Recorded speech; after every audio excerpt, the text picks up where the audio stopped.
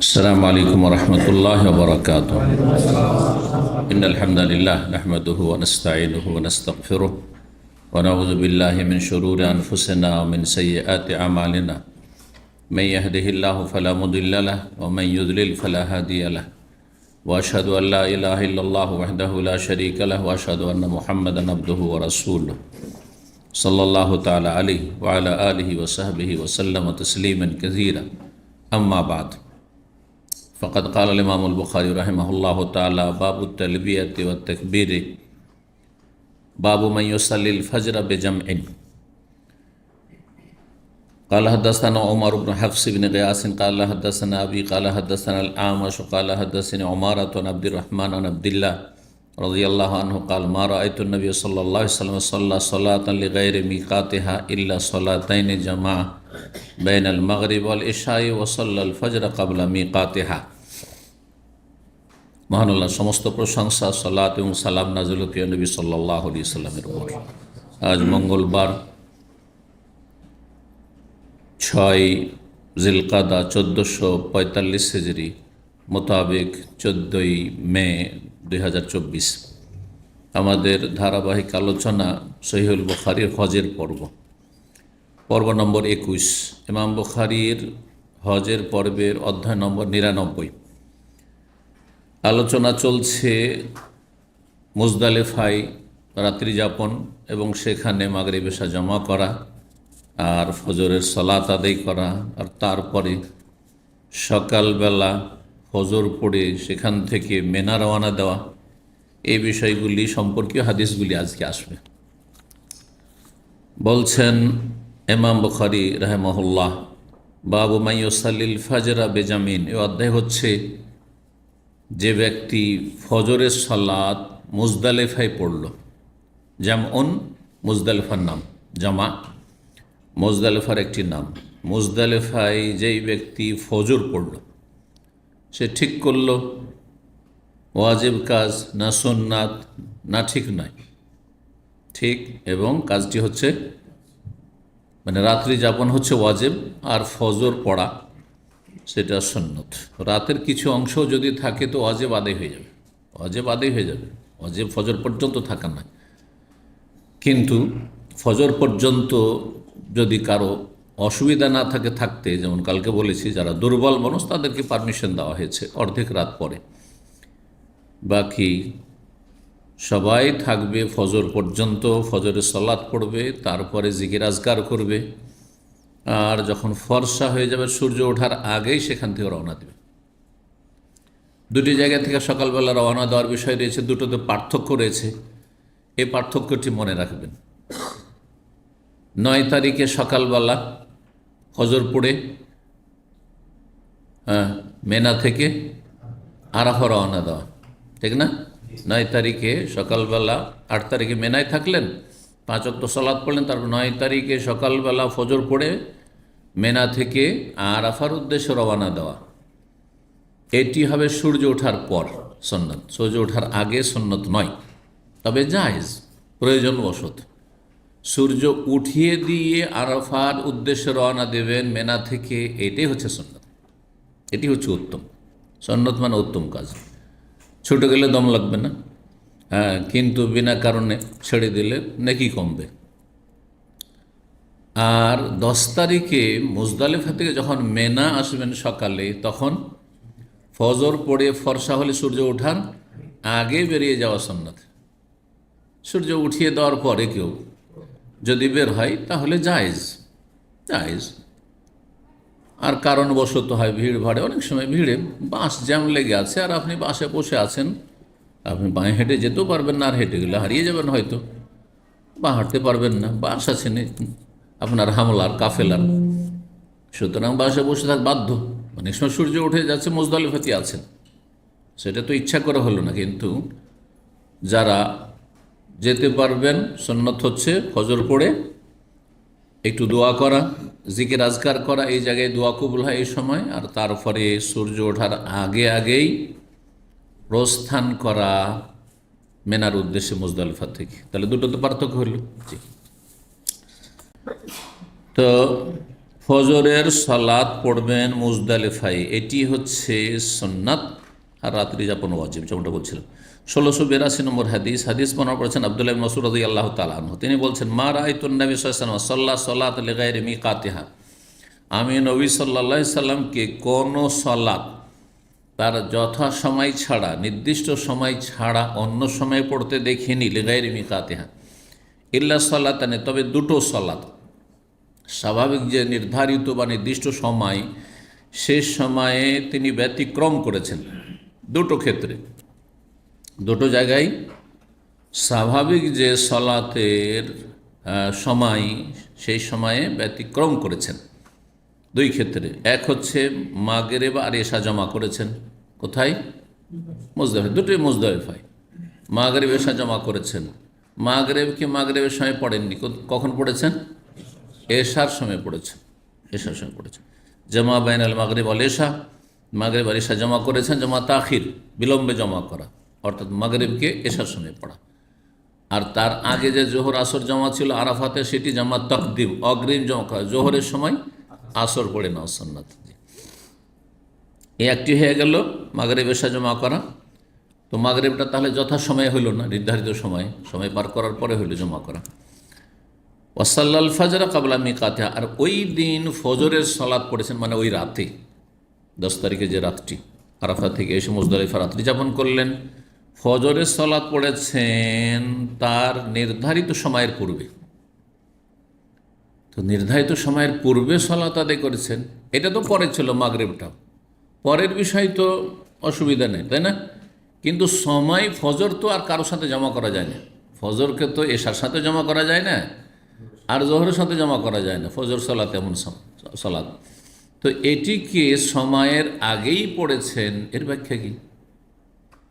এমনিতে আমাদের জানা আছে শরীয়তের বিধান যে কোনো নামাজের সময় যদি শুরু না হয় তাহলে সে নামাজ পড়া জায়েজ নয়। আর নামাজের সময় শুরু হওয়ার আগে কেউ পড়লে নামাজ হবেও না। যেমন জোহরের সময় দাম্মামে হচ্ছে 11:36, ঠিক না? জওয়াল হচ্ছে, জওয়াল মানে জোহরের সময়। এখন কেউ যদি 11:15 পড়ে নেয়, 11:20, 25 পড়ে নেয়, 30 শেষ করে দিল, 35, 36 জওয়াল হচ্ছে, তার আগে শেষ করে ফেলল, 4 রাকাত নামাজ হবে? হবে না। সূর্য ডোবার 2-3 মিনিট আগে নামাজ মাগরিবের শেষ করে হবে? হবে না। তো যেমন মাগরিব হবে না, যেমন জোহর হবে না, যে কোনো সালাত সময়ের আগে। আপনি মকিম অবস্থায় আছেন আর আসরের নামাজ, আসরের আজান আগে পড়ে ফেললেন,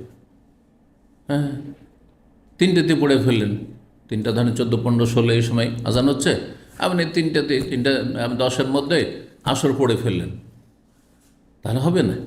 জমা করতে পারবেন কোথায়? যেখানে জমা করার ক্ষেত্র রয়েছে, সফরে, ভয়ে, বৃষ্টিতে, ঝড় তুফানে, ইত্যাদি ইত্যাদি। তো সময়ের আগে নামাজ হবে না। আর এখানে বলছেন ইবনে মাসউদ রাদিয়াল্লাহু তাআলা, নবী স্যার ফজরের নামাজ পড়েছে কাবলা মিকাত, মানে কাবলা ওয়াক্তিহা, মিকাত মানে ওয়াক্ত, তার সময়ের আগেই। এ হাদিসে অনেকেই গিয়ে বিব্রত হয়ে যায়, এটা কেমন কথা এটা? তো এখানে একটি কথা উজ্জ্ব রয়েছে ব্যাখ্যা সুস্পষ্ট করার জন্য, কাবলা মিকাত হাল মুতাদ, আর সেদিকে ইঙ্গিত করেছি, যেটা স্বাভাবিক সময়, নবী সাল্লাল্লাহু আলাইহি ওয়াসাল্লামের ফজর পড়া যেটা স্বাভাবিক সময়, তার পূর্বে পড়েছেন, ওয়াক্ত শুরু হওয়ার পূর্বে পড়েননি। আর কালকে এই বিষয়টা বলছিলাম যে যখন ফজরের আজান হওয়ার সাথে সাথে, ধরেন আপনার তাড়াতাড়ি ডিউটি আছে না, আর একটা মশলা জানেন, কারণ আপনারা ডিউটি করছেন, আর এরকম পরিস্থিতির শিকার অনেকে, সকাল সকাল যেতে হয়, দূরে যেতে হবে, গাড়ি অনেক সময় দাঁড়িয়ে আছে, আপনি জামাত পড়বেন, গাড়ি ছুটে, তাহলে জামাতের অপেক্ষায় বসে থাকবেন না? কি করবেন? যেমনই আল্লাহু আকবার আজান হয়েছে, তার মানে শুভ সাদেক হয়ে গেছে, আপনি সুন্নাত 2 রাকাত, ফরজ 2 রাকাত পড়ে নিলেন, আর পড়ে নেওয়ার পরে গাড়িতে চললেন, হবে না? হবে না। কিন্তু এটা স্বাভাবিক সময় নয়। স্বাভাবিক সময় হচ্ছে আরও 25 মিনিট বা আধা ঘন্টা পরে, গোটা দাম্মামে আরও 25 মিনিট পরে, আজানের 25 মিনিট আধা ঘন্টা পরে ফজর নামাজ হবে। বুঝতে পেরেছেন? ঠিক ওইটি ব্যাখ্যা হচ্ছে এখানে, যে নবী সাল্লাম ফজর সময় আর আগে পড়েছেন, মানে স্বাভাবিক যে সময়টি, যে শুভ সাদেক হওয়ার পরে আজান হইল আর তারপরে লোকেরা প্রস্তুত হয়ে আসছে, কারো ঘুম ভাঙছে, কেউ উজু করছে, কেউ বাথরুম সারছে, আর তারপরে আসছে, আসার পরে হয়তো আধা ঘন্টা পরে জামাত দাঁড়াইল। এটা করেননি মুজদালিফায়। যেমনই ভোর ফর্সা হইল সাথে সাথে ফজর পড়ে নিলেন, কারণ তাড়াতাড়ি করে মেনার উদ্দেশ্যে রওনা দিতে হবে, আর তার আগে কিছুক্ষণ জিকির আজকার করতে হবে, দোয়া করতে হবে। এই জন্য এ হচ্ছে এর অর্থ। এর অর্থ মোটে এটা নয় যে ফজর আউয়াল ওয়াক্ত হয়নি, শুভ সাদেক হয়নি, আজানের সময় হয়নি আর তার আগে নামাজ পড়ে ফেলেছেন, এইরকম নামাজ হবে না। এটা সর্বস্বীকৃত সমস্ত ওলামাদের নিকটে। 1683 নম্বর হাদিস বর্ণনা করছেন আব্দুর রহমান বিন ইয়াজিদ, তিনি বলছেন, খারাজতু মা আব্দুল্লাহ রাদিয়াল্লাহু আনহু, আমি বের হইলাম মক্কার উদ্দেশ্যে হজ করার জন্য। কার সাথে? আব্দুল্লাহ মাসউদ রাদিয়াল্লাহু তাআলার সাথে। এলা মাক্কাতা, মক্কার উদ্দেশ্যে। সুম্মা কাদিমনা জামান, হজ শুরু করলেন, আর তারপরে আমরা মুজদালিফা আসলাম। জামআন মানে মুজদালিফার নাম, মুজদালিফা আসলাম। ফাসাল্লা সালাতাইনি, 2 সালাত পড়লেন, মাগরিব এশা পড়লেন। কুল্লু সালাতিন ওয়াহদাহা বিআযানিন ওয়া ইকামাতিন, কিন্তু প্রত্যেকটি সালাত পৃথক পৃথক পড়লেন, প্রত্যেক সালাতের জন্য এক আজান এক ইকামত। গতকালকে বলেছি আব্দুল্লাহ মাসউদ রাদিয়াল্লাহু তাআলা সাহাবায়ে কেরামদের মধ্যে তার ভিন্ন মত ছিল যে কি করতে হবে, মুজদালিফায় মাগরিবের জন্য এক আজান এক ইকামত আর এশার জন্য এক আজান, মানে 2 আজান 2 ইকামত দিয়ে জমা করতে হবে। এবং মাঝখানে তিনি রাতের খাবারও খেয়েছেন, সাথে সাথে জমা করেন। তো বলছেন কুল্লু সালাতিন ওয়াহাদা, প্রত্যেক সালাত পৃথক পৃথক পড়েছেন, হ্যাঁ, আজান একামত দিয়ে। ওয়াল আশা বাইনাহুমা, আর উভয় সালাতের মাঝে মাগরিব এশার মাঝখানে তিনি রাতের এশা মানে এশার ওয়াক্ত, আর আশা আইন একই শব্দ, শুধু আইনে ফাতা জবর দিয়ে দিবেন, তাহলে কি হয়ে যাবে, রাতের খাবার।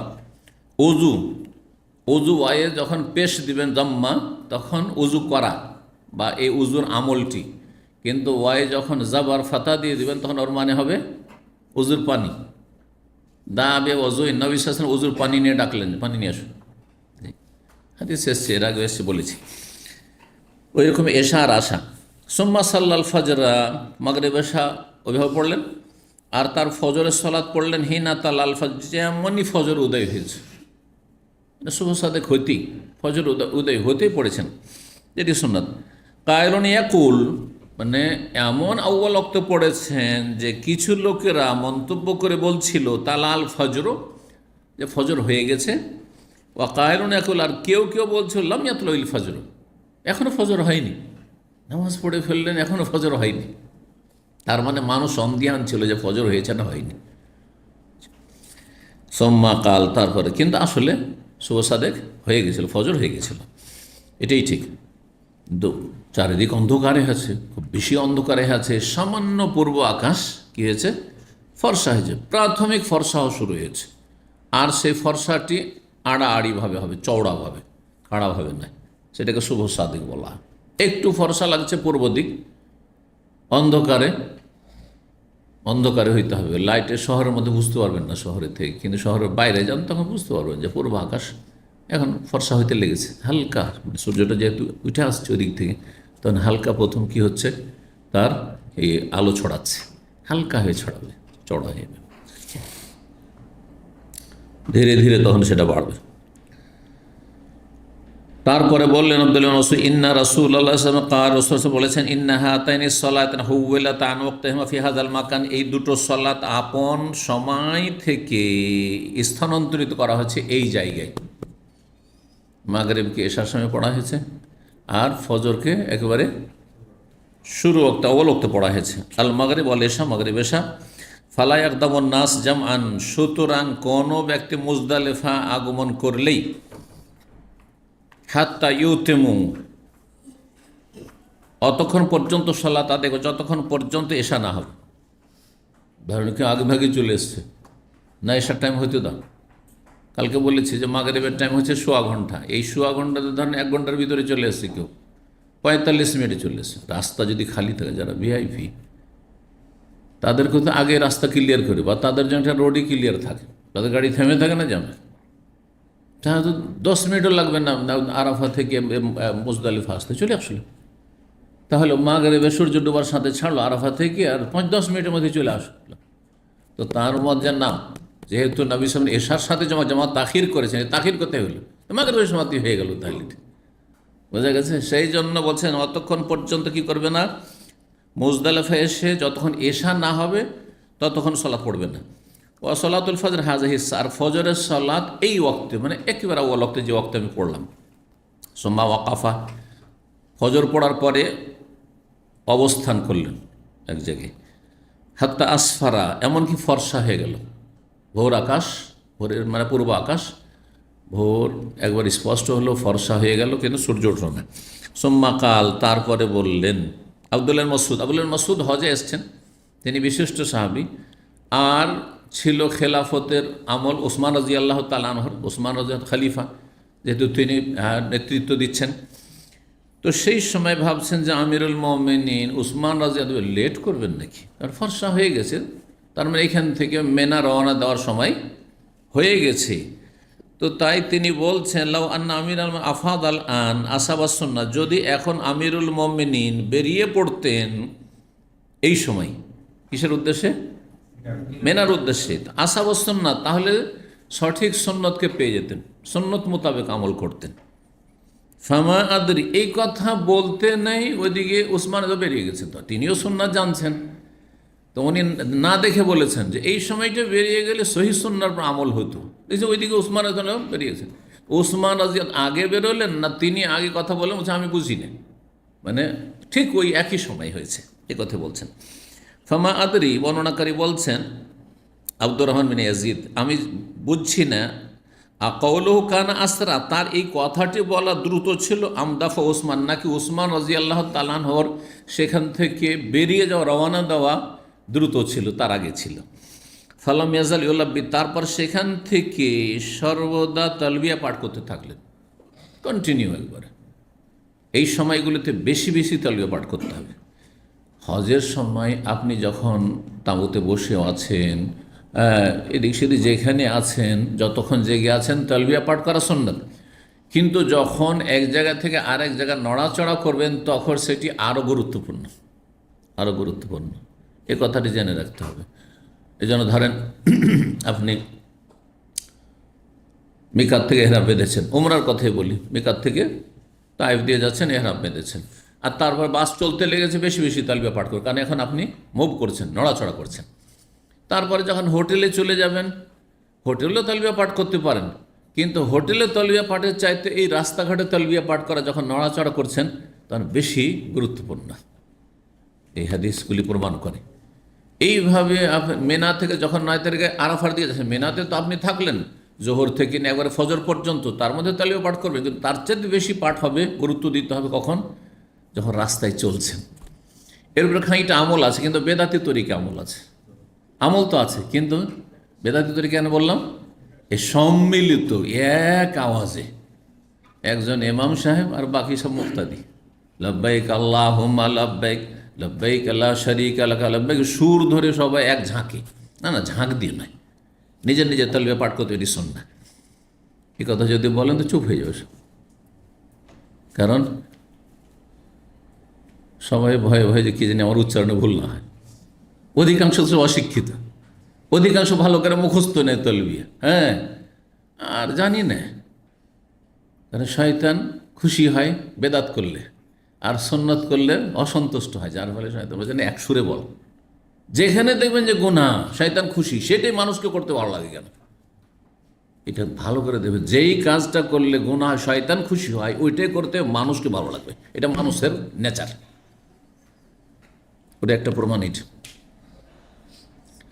জিকির আজকার দেখেন, একা একা জিকির আজকার করেন, মানে সহি আকিদার আহলুল হাদিস সকাল সন্ধ্যারই জিকির করে না অধিকাংশই। আমাদের দিনই সার্কেলের অনেকে যদি জিজ্ঞাসা করে আপনারা কয়জন সকাল সন্ধ্যার জিকির করে এসছেন, অধিকাংশ ফেল, ভুলে গেছি। ঘুমাবার আগে, ঘুম থেকে উঠে বাথরুমে ঢোকার সময়, বের হওয়ার সময় ভুলে যায়। কিন্তু বেদাতি জিকির দেখেন, এই মাহফিলের সম্মিলিত দুরুদ, আল্লাহুম্মা হ্যাঁ, আর তারপরে মহব্বতের সাথে একটু জিকির করুন, লা ইলাহা ইল্লাল্লাহ, লা ইলাহা ইলাহা নাই বলে বক্তা ছেড়ে দিল জাহিল। কত করছে এরা বড়ই ধুমধামের সাথে। কারণ শয়তান খুশি হচ্ছে যেতে। বেদাত করলে শয়তান খুশি হয়, যাক আমার সঙ্গী বানাইতে পেরেছি। কিন্তু সুন্নত করলে শয়তান অসন্তুষ্ট হয়, যার ফলে মানুষকে করতে ভালো লাগে না বা ভুলিয়ে দেয়। বোঝা গেছে না? শয়তান ভুলিয়ে দেয়, শয়তানে কিন্তু ভোলায়।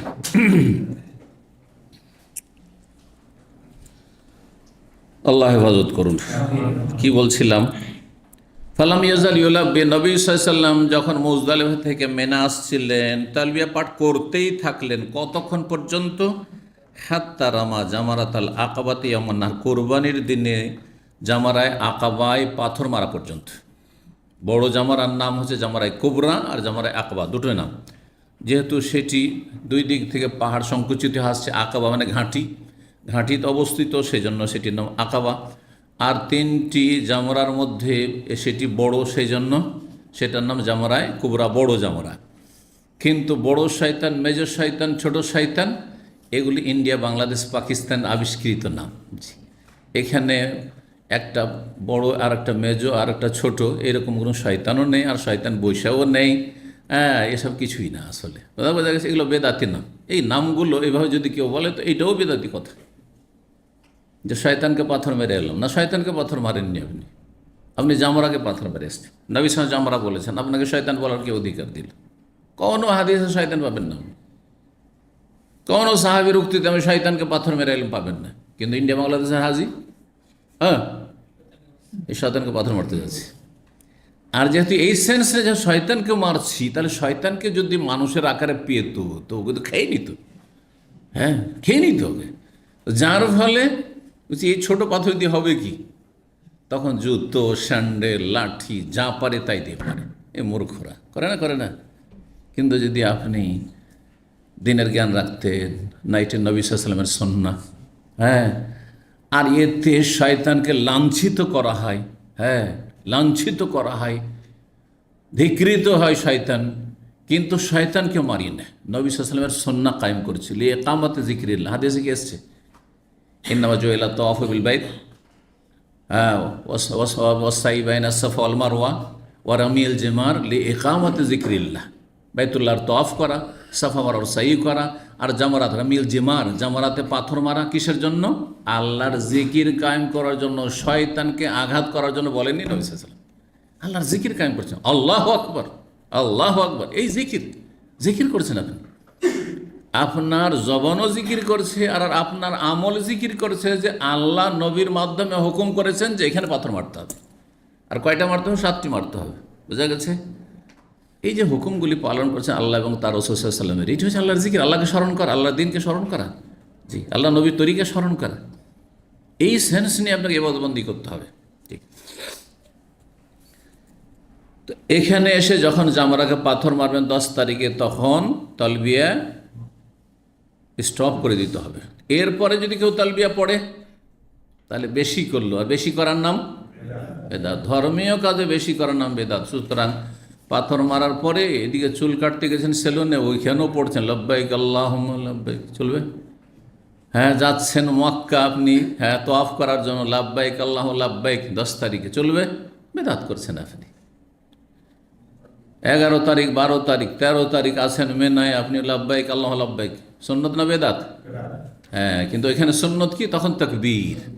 হ্যাঁ, ঈদের দিনে তকবীর, আইয়ামে তাশরিকে তকবীর, আল্লাহু আকবার, আল্লাহু আকবার, লা ইলাহা ইল্লাল্লাহ, আল্লাহু আকবার, আল্লাহু আকবার, ওয়ালিল্লাহিল হামদ। তকবীর তখন সুন্নাত।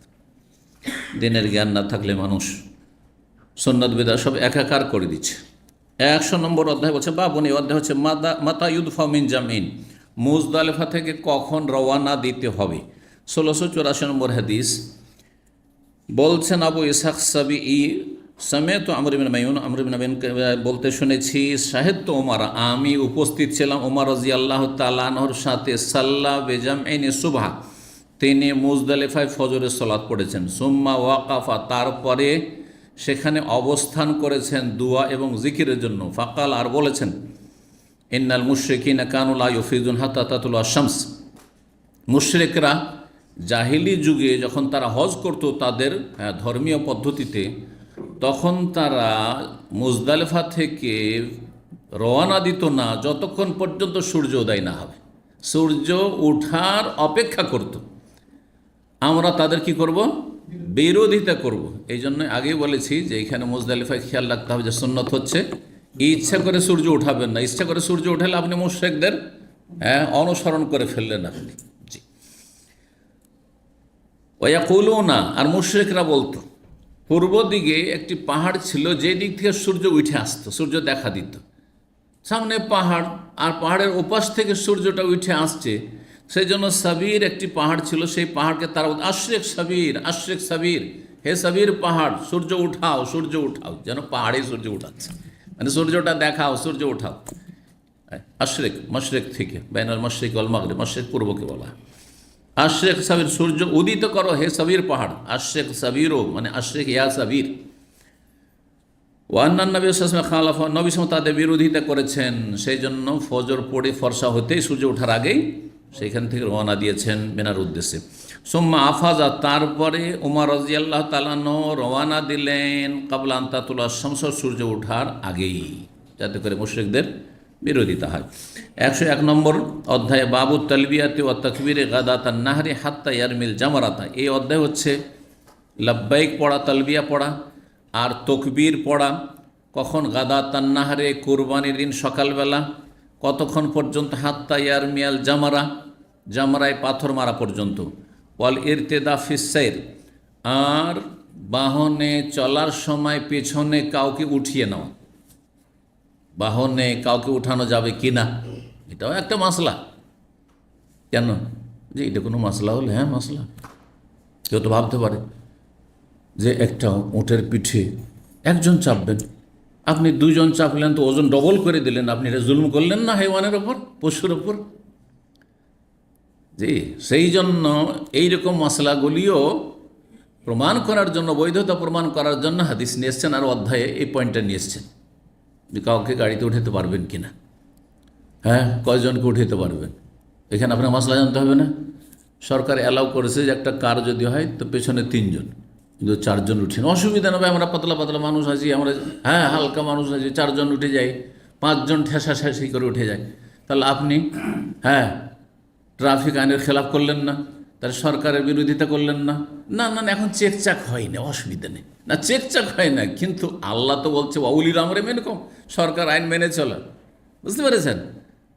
আপনি যদি এই সেন্স নেন আমি এর বেশি উঠাবো না, 120 পারমিশন, 120-এর বেশি চালাবো না, আমি 80 শহরের ভিতরে 80-এর বেশি চালাবো না। কিসের জন্য?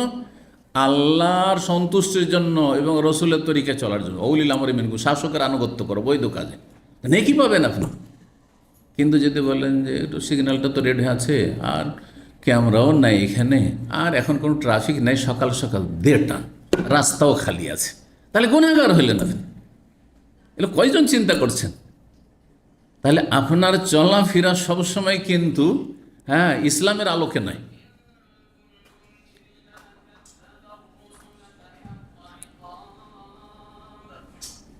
আল্লাহ হেদায়েত করুন।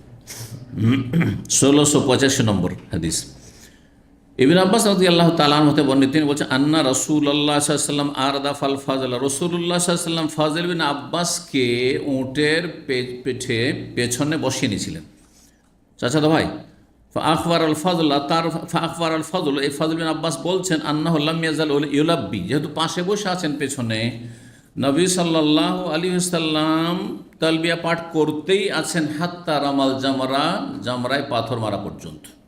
সাথে বসে আছেন পিছনে, তাহলে আসতে পড়লেও শুনতে পাচ্ছেন, পাশের লোক শুনতে পাবে না, অন্য বাহনে থাকলে বা হাঁটলে হয়তো, কিন্তু নবী সেটে বসে আছেন, যেমন হোন্ডায় বসে থাকে পিছনে মোটর সাইকেলে, ঠিক তেমন ওটার পিঠে বসে আছেন, পাশাপাশি শুনতে পাচ্ছেন, পড়তে আছেন, তালবিয়া পড়তে আছেন, তালবিয়া পড়তে আছেন, কতক্ষণ পর্যন্ত? গোটা রাস্তা, গোটা রাস্তা 3-4 কিলোমিটার বা তারও বেশি, 5 কিলোমিটার, টোটাল 5 কিলোমিটার হয়ে যাবে যদি মসজিদে মাশআরুল হারাম থেকে, মুজদালিফা মসজিদ থেকে যদি আপনার জামরা ধরা যায়, তাহলে 5 কিলোমিটার উপর হবে। জি, পড়তেই আছেন, এটি হচ্ছে সুন্নাত। তাহলে হাদিসে কি আসলো? তালবিয়া পড়ার কথা আসলো, তকবীর পড়ার কথা আসলো না, তকবীর পড়ার কথা আসলো না। আরেকটি হাদিস দেখেন, 1686, 1687, কারণ এখানে সনদ দুটি আছে, ওই জন্য দুটি নাম্বার দিয়েছে যারা নাম্বারিং করেছেন। এবং বুখারী কিন্তু নাম্বারিং করেনি, নাম্বারিং এই আপনার 40-50 বছরের ভিতরে হয়েছে, তার আগে কোনো নাম্বারিং ছিল না হাদিসে, নাম্বারিং করা সিস্টেমটা ছিল না আগে। ইবনে আব্বাস রাদিয়াল্লাহু তাআলা আনহু হতে বর্ণিত, তিনি বলছেন আন্না ওসামা ইবনে যায়েদ কানা ইদফা রাসূলুল্লাহ মিন আরাফা ইলাল মুজদালিফা। রাসূলুল্লাহ সাল্লাল্লাহু আলাইহি ওয়াসাল্লাম উটের পিঠে পেছনে বসেছিলেন আরাফা থেকে মুজদালিফা পর্যন্ত ওসামা। আর সুম্মা আরদাফাল ফাজলা, তার ফাজল চাচাতো ভাইকে পিছনে বসিয়েছিলেন মিনাল মুজদালিফা ইলা মিনা, মুজদালিফা থেকে মিনা পর্যন্ত, মুজদালিফা মিনা, বুঝলেন, যাতে করে দুইজনই খুশি হয়। ওসামাও খুব আদরের স্নেহের পালক পুত্রের ছেলে, হ্যাঁ, খুব আদর করতেন, খুব ভালোবাসতেন রাসূলুল্লাহ সাল্লাল্লাহু আলাইহি ওয়াসাল্লাম। আর ফজল বিন আব্বাস চাচাতো ভাই, হ্যাঁ, ইয়াং ছেলে, যুবক ছেলেরা বা যারা যুবক হতে যাচ্ছে এই রকম বয়সের ছেলেরা যদি কোনো বড় মানুষ তাকে আদর করে খুব খুশি হয়। ও হ্যাঁ, আমার সাথে কথা বলেছেন, আমাকে হ্যাঁ আদর করেছেন। জি, তো নবী সাল্লাল্লাহু আলাইহি ওয়াসাল্লাম তাদের দুইজনকে ভাগাভাগি করেছেন। এখানে আসার পরে আরাফা থেকে মুজদালিফা পেছনে কে বসে আসলো? ওসামা। তারপর আবার ওসামের লাইন লাগাইতে আসছে একটা হাদিস, ওসামা ঘোরাঘুরি করছে যে আবার বসবো না। তখন বলছেন না, এখন তুমি না, এখন ফাজল বসবে, ফাজল তুমি আসো আমার পিছনে বসো। তাহলে বোঝা গেল যে উটের পিঠে দুইজন বসবে না, উট এত বড় পশু, 3জন 4জন 5জন বসু, তাহলে উটের উপরে জুলুম করলেন আপনি, হ্যাঁ জুলুম করলেন আপনি। ঠিক ওই রকমই গাড়ির আইন কানুন। জি, তো এই হাদিসে কি রয়েছে? ওসামা বিন যায়েদ রাসূলের পিছনে বসলেন আরাফাতে মুজদালিফা, আর তার ফাজলকে বসে মুজদালিফাতে মিনা পর্যন্ত। কালা ফাকিলাহুমা কালা, দুইজনই বর্ণনা করেছে। তাহলে আরাফা থেকে একবারে মিনা পর্যন্ত নবী সাল্লাল্লাহু আলাইহি সাল্লাম যে তালবিয়া পাঠ করতে থেকেছেন, এই কথাগুলি বর্ণনা করছেন কে? হ্যাঁ, এই দুইজন সাহাবী, দুইজন, ওসামা এবং ফজল। ফাকিলাহুমা কাল, দুইজনে উভয়ে বলেছেন লাম ইয়াজালিন নবী, নবী সাল্লাল্লাহু আলাইহি সাল্লাম তালবিয়া পাঠ করতেই থেকেছেন হাত্তা রামা জামারাতাল আকবা, জামারা আকবাকে পাথর মারা পর্যন্ত। খুব বেশি বেশি নড়াচড়ার সময় বেশি বেশি তালবিয়া নিয়মিত পাঠ করতে থেকেছেন, তেমন বিরতি দেননি। সেই 2-1 মিনিট বিরতি দেওয়া ভিন্ন বিষয়, কোনো কার্যবশত, কিন্তু এমনিতেই কন্টিনিউ পাঠ করতে থেকেছেন।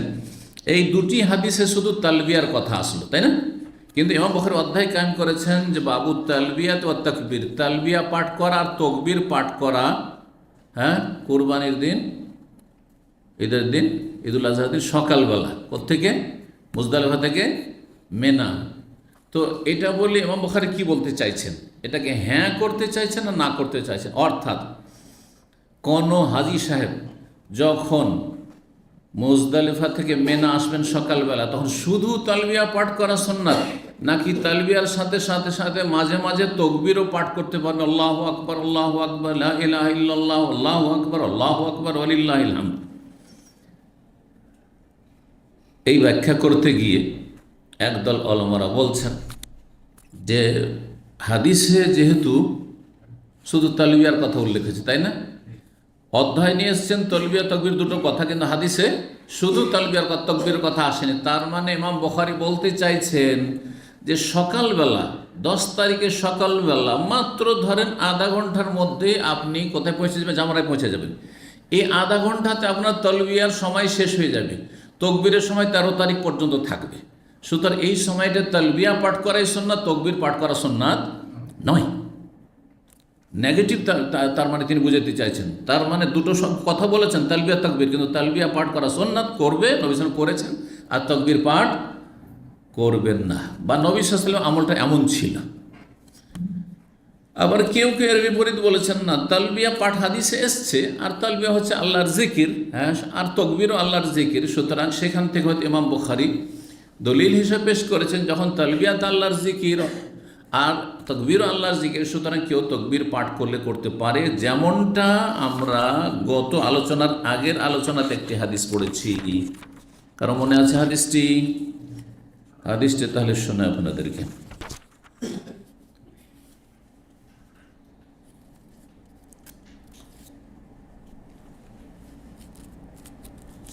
অধ্যায় নম্বর 86। এই অধ্যায় ছিল কত নম্বর? তাহলে আরো সুন্দর হবে। হ্যাঁ, 101, তাই না? 101 অধ্যায় নম্বর 86-তে দেখেন, বাবু তালবিয়াত ওয়া তাকবীর। এই অধ্যায় হচ্ছে তালবিয়া পাঠ করা, তাকবীর পাঠ করা। এজা গাদা মিন মিনা ইলা আরাফা, মেনা থেকে যখন আরাফা যাবে তখন। এখানে সাহাবায়ে কেরামদের আমল উল্লেখ করেছেন যে আমাদের মধ্যে কেউ কেউ কান ইহিল্লু মিন্নাল মহিল, আমাদের মধ্যে কেউ কেউ তালবিয়া পাঠ করতো, ফালা ইউনকার আলী বা ইউনকার আলী, কেউ তার উপর আপত্তি করতো না। ওই ইউকাব্বির মিন্নাল মুকাব্বির, কেউ কেউ তাকবীরও পাঠ করতো কিন্তু ফালা ইউনকার আলী, তার উপরেও কেউ আপত্তি করেনি যে কেন তাকবীর পাঠ করছে। তাহলে কেউ তাকবীর পাঠ করলে সেটা জায়েজ। কিন্তু এখানে অধ্যায়টা রয়েছে মেনা থেকে আরাফা যাওয়ার সময় 9 তারিখের সকালের কথা, আর 10 তারিখের সকালের ক্ষেত্রে ওখানে বিষয়টি স্পষ্ট নেই। সেই জন্য যেহেতু এই কথাটি বেশি শক্তিশালী মনে হচ্ছে, যেহেতু তালবিয়ার সময় শেষ হয়ে চলে আসছে, একবারে শেষ দিকে আর তালবিয়া পড়ার সুযোগ আসবে না, সুতরাং এই সময়টা বেশি বেশি আল্লাহর সামনে হাজিরের ঘোষণা করা। লব্বাইক আল্লাহুম্মা লব্বাইক, আল্লাহ হাজির, আল্লাহ হাজির। লব্বাইক লা শারীকা লাক লব্বাইক, আল্লাহ তোমার সামনে হাজির, তোমার কোনো শরীক নেই। ইন্নাল হামদা ওয়ান নিয়ামাতা লাক ওয়াল মুলক লা শারীকা লাক, সমস্ত প্রশংসা আর নিয়ামত সব আর রাজত্ব সমস্ত কিছু তোমার। জি, লা শারীকা লাক, তোমার কোনো শরীক নেই। এইটা পড়াটাই সহি সুন্নাহ। জি, আল্লাহু তাআলা আলাম। তো তারপরে 102 নম্বর অধ্যায় হচ্ছে বাবুন। এই অধ্যায় হচ্ছে মান তামাত্তা বিল উমরাতি আল হাজে, কেউ যদি হজের সাথে উমরা ভোগ করে। হজের সাথে উমরা ভোগ করা মানে হজের তামাত্ম করা এবং হজে কেরান করা দুটোই। কিন্তু কোরআনের ভাষায় তামাত্ম শব্দটি এসছে, কিন্তু উদ্দেশ্য তামাত্তর শাব্দিক অর্থ ভোগ করা। আপনি হজ মৌসুমে একটা সফরে গিয়ে উমরাও করে নিলেন, আর এটি 2 হজে হইতে পারে। হজে তামাত্তুতে হইতে পারে যেটা পৃথক পৃথক, আর হজে কেরানে হইতে পারে যেটা একসাথে।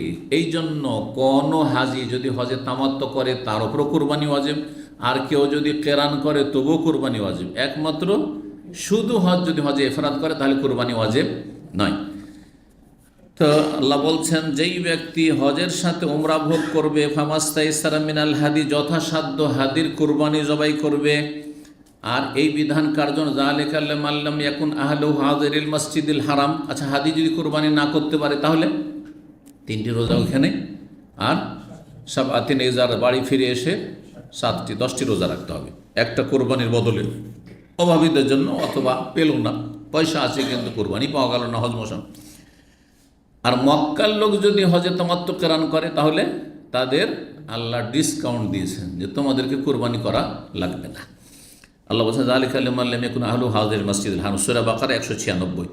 1688 নম্বর হাদিস, আবু জামরা তাবি বর্ণনা করছেন, আমি জিজ্ঞেস করলাম ইবনে আব্বাস রাদিয়াল্লাহু তাআলা আনহুমাকে, বলছে কি সম্পর্কে? আনিল মুতআতে, হজের তামাত্তু সম্পর্কে। ফাআমারানি বিহা, আমাকে নির্দেশ দিলে হজের তামাত্তু করো।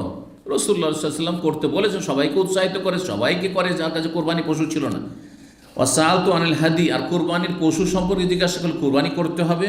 ফাকাল, হ্যাঁ, হজে তামাত্তু করলে, তামাত্তু সেটা আপনার পারিভাষিক তামাত্তু হজে তামাত্তু, অথবা শাব্দিক তামাত্তু মানে হজে কেরানও যদি করো, ফিহা জাজুরুন, তাতে উট জবাই করতে হবে, আও বাকারাতুন, অথবা গাভী জবাই করতে হবে, আও শাতুন, না হলে কমপক্ষে যদি কেউ গোটা উট জবাই করে, গোটা গাই জবাই করে, তো জায়েজ না জায়েজ নয়? নফল করলো, একটা ভাগ তার ওয়াজিব আর বাকি 6 ভাগ নফল হলো তার। জি, আও শাতুন, অথবা সর্বনিম্ন একটি ছাগল, আও শিরকুন ফি দামিন, অথবা একটি কুরবানিতে শরিকানা। আপনি শরিক হয়তো 7 ভাগের 1 ভাগ দেবেন, যেমন অন্য হাদিসে রয়েছে। কালা ওয়া কান্না নাসান কারিহা, যেন কিছু লোকেরা এটাকে অপছন্দ করতো, সেই জন্য বিষয়টি জিজ্ঞেস করছেন। কিছু লোকেরা অপছন্দ করতো, সাহাবায়ে কেরাম, ওমর রাদিয়াল্লাহু তাআলা, উসমান রাদিয়াল্লাহু, এই 2 খলিফা নিষেধ করতে জনগণকে যে তোমরা ওমরা করবে, নতুন সফর করে আসবে, একটু কষ্ট করে বেশি নেকি করবে, আর এক সফরের সুবিধাবাদী হজে আর হজে তামাত্তু করে যাও, মাঝখানে আবার হালাল হয়ে থাকবে, এইটা করিও না।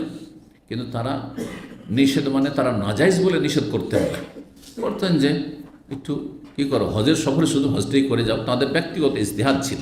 আলী রাদিয়াল্লাহু তাআলা তার বিপরীত করেছেন, এবং তিনি ওসমান রাদিয়াল্লাহু আমলে উচ্চ স্বরে তালবিয়া পাঠ করে তিনি হজে তামাত্তু করেছেন।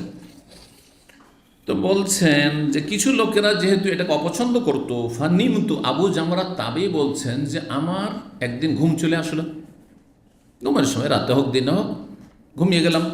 ফারাআইতু ফিল মানাম, স্বপ্নে দেখলাম, কান্না ইনসানান ইউনাদি, যেন এক ব্যক্তি উচ্চ স্বরে বলছে, হাজ্জুন মাবরুর ওয়া মুতআতুন মুতাকাব্বালা, হজ মকবুল হয়েছে এবং তোমার তামাত্ম কবুল হয়েছে। মুতআতুন মানে তামাত্ম, হজের তামাত্ম তোমার কবুল হয়েছে। এই স্বপ্ন দেখার পরে তো সে অবাক হয়ে গেছে, আরে কী স্বপ্ন দেখলাম। ফাতাইতু ইবনে আব্বাস, তখন আব্দুল্লাহ বিন আব্বাস আমার ওস্তাদের কাছে আসলাম। তার বোঝা গেল কেউ যদি এরকম কোনো স্বপ্ন দেখে, যে স্বপ্ন তাকে বিব্রত করে অথবা আশ্চর্য হয়, ভালো লাগে অথবা মন্দ লাগে, তাহলে আলেমের কাছে, জ্ঞানীর কাছে এসে পরামর্শ নেবে, দিক নির্দেশনা নেবে।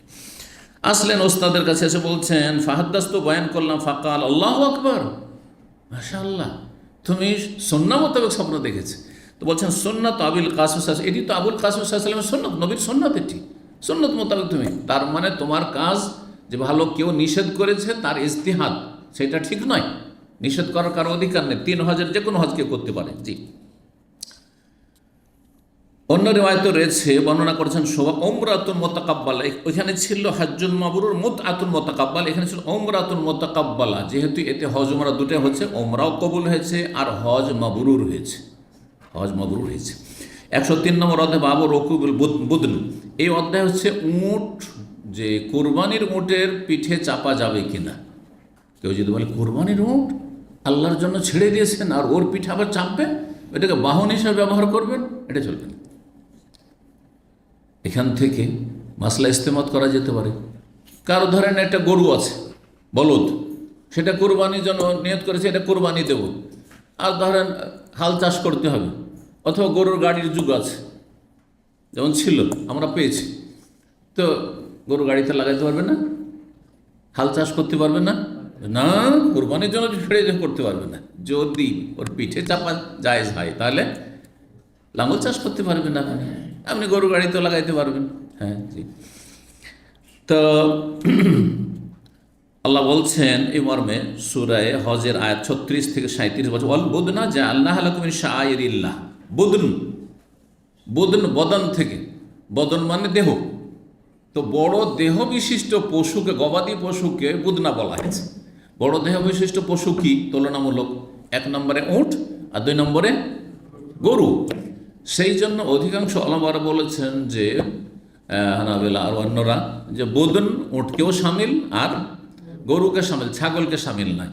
কিন্তু ইমাম শাফি বলছেন না, শুধু উটকে বুদনা বলা হয়। বুদনা তাহলে উটের আরবি, উটের বিভিন্ন আরবি রয়েছে, তার মধ্যে একটি হচ্ছে বাদানাতুন, আর বাদানাতুনের জমা বহু বচন হচ্ছে বদন ডালে পেশ দিয়ে আর বুদন ডালে জজম দিয়ে। তো কোরআনে অল বুদনা ডালে জজম দিয়ে রয়েছে, তার মানে উট। তাহলে ইমাম শাফির অর্থ হবে উট, আর অন্যদের কাছে হবে যে উট আর গরু, জি, বড় দেহ বিশিষ্ট। যে আল্লাহ লাকুম মিন শাআইরিল্লাহ, এগুলিকে আল্লাহর নিদর্শন বলি তোমাদের জন্য করেছি। এর মাধ্যমে আল্লাহ কি করছে? ইবাদতবন্দি করছে, কোরবানি করে, জবাই করে। জি, এত শক্তিশালী পশু উট, আর তাকে তোমরা নিজের বশীভূত করছো, আর তারপর তাকে জবাই করতে পারছো, নিজের আয়ত্ত করতে পারছো, এটা যেমন কথা না, আল্লাহ সেটা করে দিয়েছেন। 3.5 হাতের মানুষ, কতটা গায়ে শক্তি আছে। একটা উট যদি খেপে যায় তো অবস্থা খারাপ করে দেবো, কত লোককে মেরেই ফেলেছে। জি, যদি উট রেগে যায়, উটকে কোনোদিন মেরে থাকেন, বিপদ আছে কিন্তু। জি, খুব বিদ্বেষী প্রাণী বলা হয়, মনে রাখে। 10 বছর 20 বছর আগে মেরেছে, মনে রাখবে, বলবেন না আমাকে মেরেছে, দেখবো ওকে সুযোগ পেলে। জি, যারা উটের পালে থাকে তাদের এগুলো কথা জেনে রাখা দরকার, নাহলে জীবন নিয়ে নিবে। উট যদি ফেলে দিতে পারে, ওর কাজই হলো মাথার ওপর পা রেখে একবারে মড়মড় করে বসিয়ে দেবো, চুরমার করে দেবো, এটি হচ্ছে কাজ। জি, তো আল্লাহর নিদর্শন, জি, লাকুম ফিহা খায়র, তাতে তোমাদের বহুমুখী কল্যাণ রয়েছে, কল্যাণ রয়েছে। ফাজকুর ইসমাল্লাহ আলাইহা, সুতরাং জবাই করার সময় সেগুলির আল্লাহর নাম উচ্চারণ করো, বিসমিল্লাহ, আল্লাহু আকবার বলে জবাই করো। সাওয়াফা, সারিবদ্ধভাবে যখন বলা হয়েছে, এখান থেকে ইমাম শাফির তাফসীরটি বেশি শক্তিশালী মনে হচ্ছে, কারণ সারিবদ্ধ দাঁড়ানো অবস্থায় জবাই করা উটকে সুন্নাত, গরু ফেলে দিয়ে চিৎ করে শুয়ে দিয়ে জবাই করা সুন্নাত, যদিও বিপরীতটা জায়েজ আছে। উটকেও যদি কেউ পাটা বেঁধে ফেলে দেয় আর চিৎ করে জবাই করে, জায়েজ আছে, কিন্তু উত্তমের খেলাফ করলে অনহার নাহার করতে হবে। ছোরা এই দেখেছেন জবাই টবাই করতে কখনো? জি। তো তারপরে বলছেন ফায়দা ওয়াজাবাত জুনুবহা, যখন পার্শ্ব দেশে পড়ে যাবে, ওয়াজাবাত মানে সাকাতাত, যখন পড়ে যাবে উটটি জবাই হয়ে, তখন ফাকুলু মিনহা, তোমরা তখন সেখান থেকে খাও, অন্যদেরকে খাওয়াও। জি, গরিব মিসকিনকে, আত্মীয় স্বজনকে। অবশ্যই মোহসেনিন, আর যারা সৎকর্মশীল তাদেরকে সুসংবাদ দিয়ে দাও। কালা মুজাহিদ, এ প্রখ্যাত ইমাম তাবি মুজাহিদ বলছেন সুমিয়াতুল বুদন লে বুদনেহা, উটকে বা গরুকে বুদনা কেন বলা হইল? লেবুদনেহা, তার দেহ বিশিষ্ট হওয়ার কারণে। বদন মানে দেহ, আর বড় দেহ বিশিষ্ট, সেই জন্য এই নামকরণ হয়েছে। আচ্ছা, ওয়াত এমুল কানে ওয়াল মতার, আল্লাহ বলছে কানেকেও খাওয়া আর মতারকে খাও, এই দুটো শব্দ, নিজে খাও আর ওয়াত এমুল কানিয়া, যারা কানে তাদেরকে খাও, আর যারা মতার তাদেরকে খাও। এই দুটো শব্দের তাফসিরে দ্বিমত হয়েছে। ইমাম বুখারী যে তাফসিরটি করছেন ওটা দেখেন, বলছেন আসাইল, কানে মানে ভিক্ষুক, এমন ভিক্ষুক যেই ভিক্ষুকে কিছু দিয়ে দিলেই তাতে সন্তুষ্ট। কানে মানে পরিতুষ্ট ব্যক্তি, যার মধ্যে পরিতুষ্টি রয়েছে, যা দিয়ে দিলেন তারপর কোনো অভিযোগ নেই। হ্যাঁ, আর ঘেউ ঘেউ করে আবার না না আরও দেন, আরও দেন, 2 টাকা ধরিয়ে দিলেন, 1 টাকা ধরালেন, পর বলবে না যে 10 টাকা দেন, আর দেন না, ছোট বান্ধা একবারে। কিছু আছে না নির্লজ্জ একবারে, পেছনে লেগে গেলে বিপদ, বিশেষ করে দাড়িওয়ালা লোক যদি দেখে নাই এইখানে এরকম বড় দাড়ি লাগলে খবর আছে, পয়সাও রাখতে হবে। আচ্ছা, 2-4 টাকা দিলে আবার গাল খেতে হবে। এত খারাপ চরিত্রদের যদি আপনি 2-4 টাকা দেন তো উল্টো গাল দিবে আপনাকে, এই জন্য এগুলোকে দেবেন না। জি, একবার দেখছি যে এক লোক, আমার গাড়িটা সেখানে থেমে আছে, কয়েক বছর আগের ঘটনা, এসে সকাল সকাল অফিসে আসছে, আর সুস্থ শরীর, এই মোটা সোটা হয়েছে, আমার চাইতে শক্তিশালী হয়েছে, আমার কাছে বলছে যে একটু ফতুরে, যে নাস্তার জন্য পয়সা দাও। তখন আমি তো জানি ভাষা, আল্লাহ করিম, আল্লাহ দেবে, চলে গেল। আর তারপরে অসন্তুষ্টি চেহারা নিয়ে সে গিয়ে কোডোতে ঢুকে গেল। কোডো হোটেল দেখেছেন? কোডো হোটেলের একটা স্যান্ডউইচ, হ্যাঁ, কত দাম জানা আছে? জানেন না? বড়টা, আর মনে হয় 30 রিয়াল। এই গত সফরে রিয়াদে গেছিলাম, তো ভাইয়েরা ওই সকালবেলা এয়ারপোর্টে আসবো, তো রাস্তাতে কোডোতে নিতে গেল, ছেলেরা ছিল সাথে, জিজ্ঞেস করলাম তুই এক একটা 30 রিয়াল, বড়টা। চিন্তা করুন, আচ্ছা যদি ছোটোটা এখানে 15 রিয়ালের কম নেই। যেই ব্যক্তি ভিক্ষে করছে সে 15 রিয়ালের একটা স্যান্ডউইচ খেতে হোটেলে ঢুকলো, কমপক্ষে সেটা। অথচ আমি জীবনে এরকম কাজ করিনি, 15 রিয়াল 20 রিয়াল খরচ করে খেতে পারবো, কিন্তু আমি মনে করি যে আমার যদি 2 রিয়াল হয় তো আমি 15 রিয়াল খরচ করি, এটা অপব্যয়, শয়তানের ভাই হওয়া, এটাই মনে করি। আমি শরীয়ত বুঝি যথেষ্ট, এবং শরীয়ত মতো আমল করার চেষ্টা করি। জি, যেখানে কাজের জায়গা সেখানে খরচ করব। এই জন্য ওমরা যাই, আমি বাসে 16 ঘন্টা লাগাই না, তখন আল্লাহর সন্তুষ্টির জন্য আমি আরামে যাব, গিয়ে সাথে সাথে ইবাদতবন্দি করতে পারবো, আর আমি লম্বা সময় দিয়ে ইবাদতবন্দিতে আমি হারামে বসতে পারবো। আমি ফ্লাইটে 500 টাকা খরচ করে চলে যাই, কিন্তু আমি 15 টাকা 20 টাকা দিয়ে, যেখানে 2 টাকা নাস্তা হবে, 3 টাকা নাস্তা হবে, বাসায় নাস্তা হবে, কেন আমি দিতে যাব? বুঝতে পেরেছেন? কোরআন হাদিসের জ্ঞান যদি থাকে আর সে অনুযায়ী আমল থাকে, তো দেখবেন তাতে বরকত আছে, তাতে বারাকা আছে। তো আশ্চর্য হইলাম, এই জন্য বললাম এই ঘটনা, যে এই রকম পেশাদার ভিক্ষুককে ভিক্ষা দেবেন না, কারণ অধিকাংশ ওয়াসাতেরা। চিন্তা করুন, মানুষের কাছ থেকে 2 টাকা 5 টাকা নিয়েও ঢুকছে 15 রিয়াল 20 রিয়াল। 15 রিয়াল তো শুধু স্যান্ডউইচটা, তো তার সাথে একটা জুস লাগবে, ওটাতে 5-10 রিয়াল আরও। চিন্তা করুন তো দেখি। তো কানের তফসির করছে ইমাম বুখারী যে ভিক্ষুক কিন্তু তাতে পরিতুষ্ট থাকে, সেজন্য কানে বলা হয়েছে। কানাআত মানে হচ্ছে পরিতুষ্টি। ওয়াল মোতার কাকে বলা হয়? মোতার যে মানুষের পিছে পিছে ঘুরে বেড়ায়, একেবারে নাছোড় বান্দা, হ্যাঁ, পিছনে পিছনে ঘুরে বেড়ায়। আল্লাযী ইয়াতাররু বিল বুদনি মিন গানিইন আও ফাকির, সচ্ছল অথবা অভাবী, যে দেখে যে কোথায় কোরবানি হচ্ছে, কোরবানি জবাই হচ্ছে, ওখানে লাইন লাগিয়ে বসে আছে ও নেওয়ার জন্য। আবার কোথায় একটা কোরবানি তো ছুটলো ওখানে নেওয়ার জন্য, মানে ওর মন ভরছে না, পরিতুষ্টি নেই।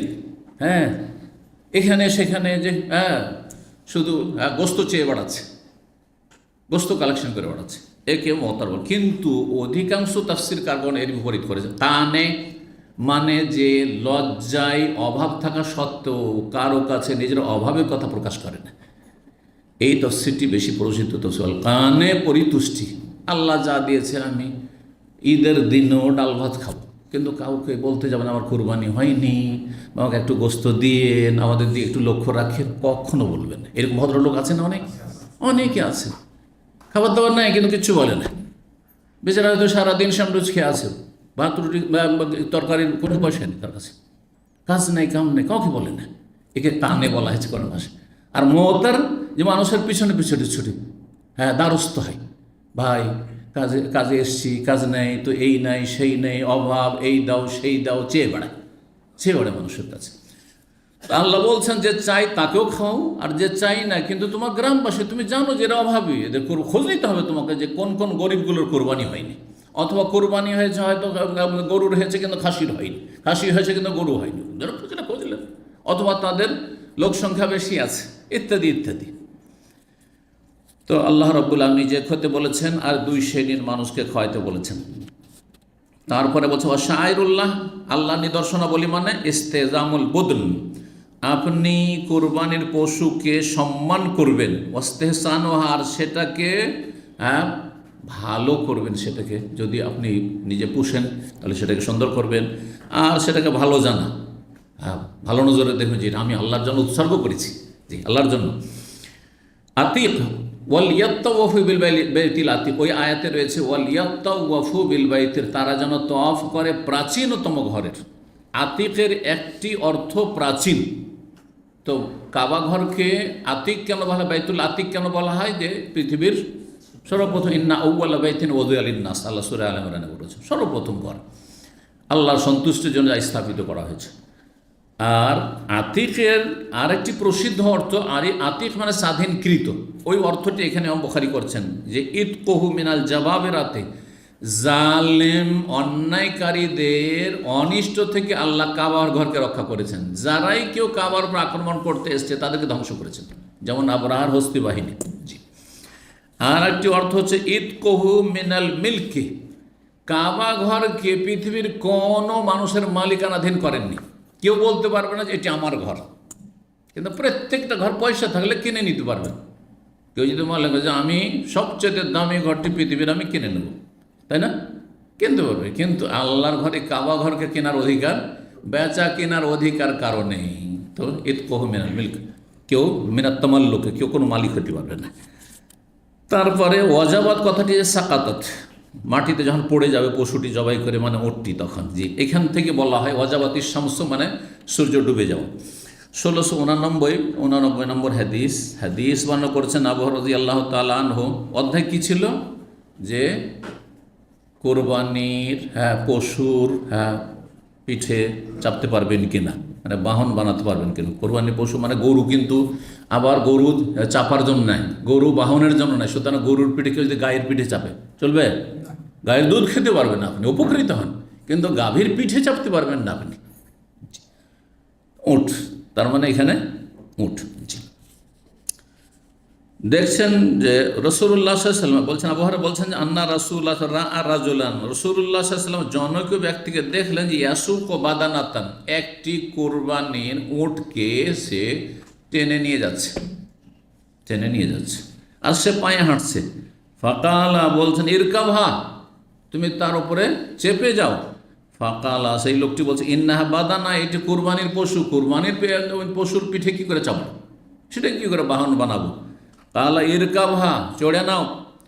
ফকাল ইন্নাহা, দ্বিতীয়বার সে আবার জবাব দিচ্ছে, ফকাল ইরকাবহা, 3 বার করে চড়তে বলছে, আর ও বলছে ইয়া রাসূলুল্লাহ, এটা তো কোরবানির পশু, কোরবানির পশুর পিঠে কি করে চাপবো। তখন বল ইরকাবহা ওয়াইলাকা, তোমার দুর্ভোগ, তুমি কষ্ট করে পায়ে হাঁটছো, বাধা নিষেধ কোথায়, আমি তো বলছি যে তুমি চাপো, অসুবিধা নেই। জি। 1690 নম্বর হাদিস, আনাস রাদিয়াল্লাহু বর্ণনা করছে আন্না রাআ রাজুলান ইয়াসুকু বাদনা, ওই হাদিসটাই কিন্তু বর্ণনাকারী ওখানে আবু হুরায়রা, এখানে আনাস। ঘটনা আরেকটিও হইতে পারে, আবার একই ঘটনা হইতে পারে। বলছেন যে নবী সাল্লাল্লাহু আলাইহি ওয়াসাল্লাম দেখলেন জনৈক ব্যক্তিকে যে সে একটি উটকে হাঁকিয়ে নিয়ে যাচ্ছে। ফাকালা ইরকাভা, চড়ে নাও। কালে ইন্নাহা বাদানা, এটি কোরবানি পশু। কালে ইরকাভ হয়, ইন্নাহা বাদানা, কালে ইরকাভা সালাসান, 3বার করে রাসূলুল্লাহ বলেছেন।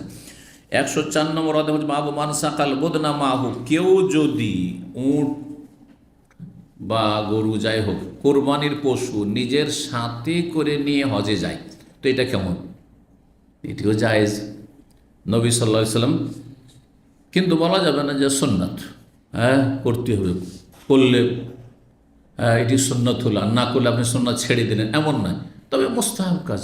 কেউ যদি সাথে করে নিয়ে যায়, বাড়ির পশু ধরেন আছে, বাড়ির পোষা, ধরেন বাড়ির পোষা জিনিস যদি জবাই করে, ওর একটা মায়া আছে, মায়া আছে। যে কোনো জিনিসের উপরে মানুষের মায়া হয়ে যায়। মানুষকে আল্লাহ এমনভাবে সৃষ্টি করেছেন যে রুমটায় থেকেছেন, ব্যাচুলার রুম, পরের রুম ছেড়ে দিয়ে গেলে আপনার কোনো অধিকার নেই, তারপরে ওইখানে থেকে একটা মায়া হয়ে গেছে, হয় না? দাম্মামের একটা মায়া হয়ে গেছে, এবং দাম্মামে ছাড়া অন্য শহরে গেলে ভালোই লাগে না, ঠিক না? মনে হচ্ছে এটি আমাদের জায়গা না, চলে যেতে হবে। ওই রকমের দুনিয়ার এমন মায়া হয়েছে যে যদি অসুস্থ হয়ে যায়, মরমর অবস্থা, হাওয়া মাও শুরু করে দেয়, মানে দুনিয়াকে এমন কামড়িয়ে ধরেছে, আর যেতে চায় না আল্লাহর কাছে, আখেরাত যেতে চায় না, যাদের ইমান দুর্বল। কিন্তু যার ইমান মজবুত, দুনিয়া ঠিক ওই রকমই। যেমন বাসা ভাড়া বাসাতে দামামা থেকে এসেছি, কত বাসা ছেড়েছি, ঠিক ওই রকমের দুনিয়া।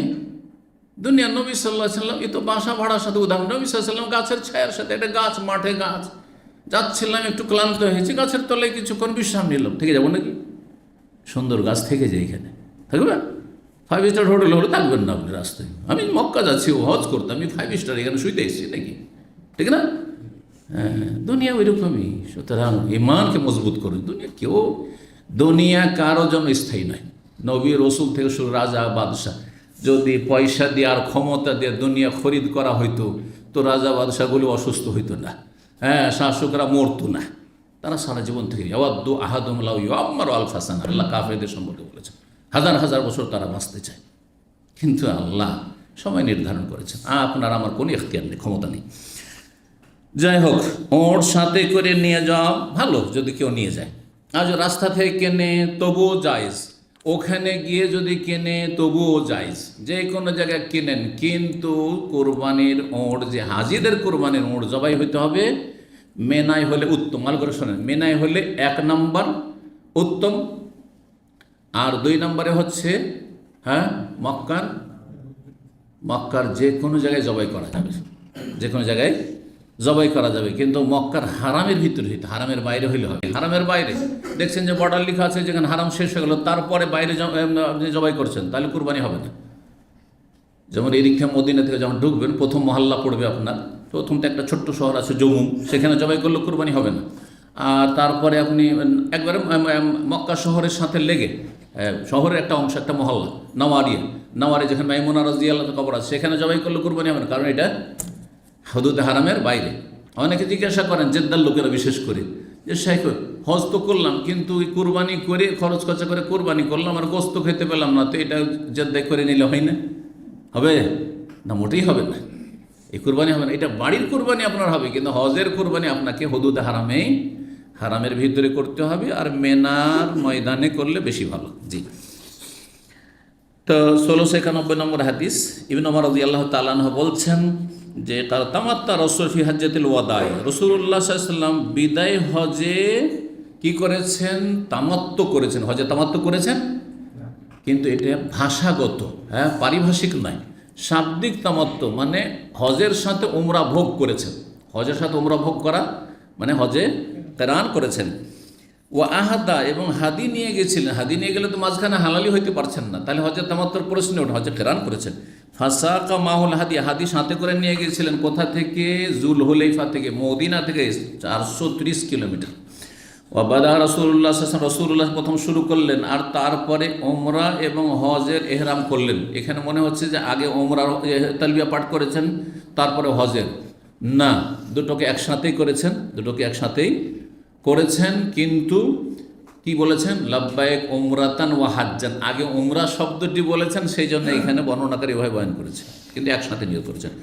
রাসূলুল্লাহ সাল্লাল্লাহু আলাইহি ওয়াসাল্লাম কি করলেন? ফাতামাত্তান নাস, লোকেরাও তামাত্তু করলো। যাদের কাছে কোরবানি পশু ছিলেন হজে তামাত্তু করেছে, যাদের কোরবানি পশু ছিল হজে কেরান করেছে, তারাও ওমরা ভোগ করেছে। ফাকান মিনান নাসমান আহদা, কেউ কেউ হাদি নিয়ে গিয়েছিল, ফাসাকাল হাদি, হাদি মদিনা থেকে হাঁকিয়ে নিয়ে গিয়েছিল। অমিনহুম মাল্লাম ইহুদে, কেউ কেউ হাদি নিয়ে যায়নি। ফালাম্মা কাদিমান নবী সাল্লাল্লাহু আলাইহি ওয়াসাল্লাম মক্কা, মক্কা যখন আসলেন লোকদেরকে বললেন, তোমাদের যার কাছে হাদি আছে সেই ব্যক্তি হালাল হতে পারবে না, যা কিছু এহরাম অবস্থায় হারাম তো হারাম একবার 10 তারিখ পর্যন্ত, হাত্তা একজি হাজ্জা, হজ পুরা করা পর্যন্ত। অমাল্লাম এখন মাহুল আহদা মিনকুম, অমাল্লাম এখন মিনকুম আহদা, যার কাছে হাদি নেই, ফালিয়াতু বিল বাইত, সে বাইতুল্লাহ তওয়াফ করে নিক, সাফা মারওয়া সাই করে নিক, ওয়ায়ুকাসসির, চুল ছোট করে নিক, আর তারপরে হালাল হয়ে যাক, মানে উমরা করে নিয়ত পরিবর্তন করে হালাল হয়ে যাক। সুম্মা লিহিল্লা বিল হজ, তারপরে হজের তালবিয়া পাঠ করবে 8 তারিখে। ফামাল্লাম ইয়াজিদ হাদিয়ান, কেউ যদি কোরবানি পশু না পায় তাহলে কি করবে? ফালিয়াসুম সালাসাতা আইয়ামিন ফিল হজ, হজের দিনগুলোতে 3টি রোজা রেখে নেবে। সাবআতান ইযা রাজা ইলা আহলি, পরিবারের কাছে ফিরে এসে, বাড়িতে ফিরে এসে 7টি রোজা রাখবে। ফাতাফা, তওয়াফ করলেন। হিনা কাদা মক্কা, মক্কা গিয়ে নবী সাল্লাল্লাহু আলাইহি ওয়াসাল্লাম কি করলেন? তওয়াফ করলেন। ওয়াস্তালামা রুকুন, এবং রুকুন মানে হাজরে আসওয়াদের কণা, হাজরে আসওয়াদ ছুঁইলেন এবং চুমা দিলেন। আউয়ালা শাইন, প্রথম শুরু করলেন কোত্থেকে? হাজরে আসওয়াদ থেকে। আর শুরু করলেন কি দিয়ে? যদি সম্ভব হয় তো এইটি হচ্ছে উত্তম সুন্নত, যে প্রথম গিয়ে হাজরে আসওয়াদে চুমন দেবেন মুখ দিয়ে অথবা হাত দিয়ে, তারপর হাতে চুমন দেবেন। এখান থেকে শুরু করলেন। আজকাল সম্ভব হয় না, সেই জন্য হাজরে আসওয়াদের সামনে এসে শুরু করছি, আর বিসমিল্লাহ আল্লাহু আকবার দিয়ে শুরু করছি। প্রথমবার বিসমিল্লাহ, তারপরে বিসমিল্লাহ, বিসমিল্লাহ বারবার না, আল্লাহু আকবার। জি। সুম্মা খাব্বা সালাসাত আতওয়াফিন, 3 চক্কর একটু দ্রুত চললেন, রামাল করলেন, দ্রুত ধাপ ছোট করে, যদি সম্ভব হয়। আজকাল সম্ভব না। মাসা আরবাতান মিনাল আতওয়াফ, আর 4 চক্কর পরের যে তা স্বাভাবিক গতিতে চললেন। তারপরে ফারাকা, তারপরে কি করে? হিনা কাজা তওয়াফাহু বিল বাইত, বাইতুল্লাহর তওয়াফ শেষ করে মাকাম ইব্রাহিমের নিকটে 2 রাকাত সালাত আদায় করলেন। ফারাকা হিনা কাজা তওয়াফিল বাইত ইনদাল মাকাম রাকাতাইন, 2 রাকাত সালাত আদায় করলেন, যেটি সুন্নাত। কিসের সুন্নাত? তওয়াফের সুন্নাত। সুম্মা সাল্লামা, তারপর সালাম ফিরলেন, আর তারপরে ফিরে গেলেন। তারপরে কোথায় আসলেন? সাফায় আসলেন। ফাতাফা বিস সাফা, সাফা মারা তওয়াফ করলেন, মানে সাই করলেন। কয় চক্কর? সাবআতা আতওয়াফ, 7 চক্কর। সুম্মা লাম ইয়াহলিল মিন শাইইন হারাম মিনহু, নবী সাল্লাল্লাহু আলাইহি ওয়াসাল্লাম হালাল হইলেন না। কেন? সাথে ছিল কুরবানির পশু, সেই জন্য। হাত্তা কাজাহা, যতক্ষণ হজ সম্পূর্ণ না করে 10 তারিখ। নাহারাহা দিয়ে কোরবানি পশু জবাই করলেন, ইয়াউমান নাহারে, কোরবানি দিনে, তারপরে হালাল হইলেন, তারপরে চুল কাটলেন। ওয়াফাজ, আর বাইতুল্লাহর তওয়াফে এফাজা করলেন, আসলেন, আসার পরে ফাতাফা বিল বাইতুল্লাহর তওয়াফ করলেন। বাইতুল্লাহর তওয়াফ করার পরে পরিপূর্ণ হালাল হলেন। তাহলে হালাল হওয়ার 2টা স্তর আছে। একটা স্তর হচ্ছে প্রাথমিক স্তর, সেটা হচ্ছে প্রথম 10 তারিখে জামরায়, বড় জামরায় পাথর মারবেন, আর পাথর মারার পরে কুরবানি যদি নিজে করেন তাহলে কুরবানিটা করে নেবেন। আর 3 নম্বরে মাথা মুন্ডন করে প্রাথমিক হালাল হয়ে গেলেন, মেনাতে কিন্তু হালাল হয়ে গেলেন। তখন আপনি সেলাই করা কাপড় পরতে পারবেন, আতর সুগন্ধি লাগাতে পারবেন, ঠিক আছে, কিন্তু একটি কাজ করতে পারবেন না। কি? স্ত্রী সহবাস করতে পারবেন না। স্ত্রীর সাথে কাম ভাব নিয়ে আমোদ ফুর্তি করতে, বিনোদন করতে পারবেন না, হ্যাঁ, স্ত্রীর সাথে থাকলে। তারপরে চলে আসলেন মক্কা, মক্কা আসলে বাইতুল্লাহ তওয়াফ করলেন, সাফা মারওয়া সাই, বাইতুল্লাহ তওয়াফ করা হইলেই এখন তাহাল্লুলে সানি, ফাইনাল হালাল হয়ে গেলেন। তারপরে মেনার কাজ বাকি, মেনায় রাত থাকতে হবে, তারপরের দিন 3 জামরাকে মারতে হবে, তারপরের দিন 12 তারিখও 3 জামরাকে মারতে হবে, আর 12 তারিখে রাতেও থাকতে হবে। কিন্তু এই সময়গুলোতে কেউ যদি মনে করে যে আমি স্ত্রী সহবাস করব, জায়েজ না জায়েজ নয়? জায়েজ, কারণ ফাইনাল হালাল হয়ে গেছেন। জি, তো আলোচনা শেষ হচ্ছে। এখান থেকে বলছেন যে তারপরে সব কিছু হালাল হয়ে গেল বাইতুল্লাহর তওয়াফ করার পরে, হারামেন যেগুলি এহের অবস্থায় হারাম ছিল। ওয়াফাল মিসলাম আফাল রাসূলুল্লাহ সাল্লাল্লাহু আলাইহি ওয়াসাল্লাম, আর যা কিছু রাসূলুল্লাহ সাল্লাল্লাহু আলাইহি ওয়াসাল্লাম করেছেন সেইটাই করলেন। কে করলেন? ইবনে ওমরের কথা, আব্দুল্লাহ বিন ওমর প্র্যাকটিক্যাল হজ করে দেখাচ্ছেন। আব্দুল্লাহ বিন ওমরের হজ তার ছেলে সালেম বিন আব্দুল্লাহ বর্ণনা করছেন। রাসূলুল্লাহ যা করেছেন তাই করলেন। কারা? মান আহাদা ওয়াসাকাল হাদিয়া মিনান নাস, যারা হাদির পশু নিয়ে এসেছিল সাথে করে, তারা ওই রকমই করলেন যেমন রাসূলুল্লাহ সাল্লাল্লাহু আলাইহি ওয়াসাল্লাম করলেন। 1692 ছোট্ট তার আগের হাদিসেরই অংশ, যেন বিনা সনদে নিয়ে এসছে। ওরওয়া আয়েশা থেকে বর্ণনা করছেন, ফি তামাত্তুহি বিল উমরাতি আল হজ হজের সাথে ওমরা ভোগ করা সম্পর্কে ফাতামাত্তা নাসু মাহুল, লোকেরা সবাই হজে তামাত্তু করলো। বেমিসরিল্লাজি আখবানি সালেম, যেমন সালেম বর্ণনা করেছেন তার পিতা আব্দুল্লাহ বিন উমর রাদিয়াল্লাহু তাআলা আনহু থেকে, তিনি রাসূলুল্লাহ সাল্লাল্লাহু আলাইহি ওয়াসাল্লাম, যাদের কাছে কোরবানি পশু ছিল না তারা হজে তামাত্তুই করেছে, আর যাদের কাছে কোরবানি পশু ছিল তারা হজে কেরান করেছে। সেটাও এক ধরনের তামাত্তু, কারণ হজের মৌসুমে তারা উমরার সওয়াব পেয়ে গেল এবং উমরার নিয়তকে একসাথে নিয়ে চললো। এখানেই আজকের আলোচনা শেষ করছি। ওয়া জাযাকুমুল্লাহু খাইরান ওয়া সাল্লাল্লাহু আলা নবিয়িনা মুহাম্মদ ওয়া আলা আলিহি ওয়া সাহবিহি আজমাইন।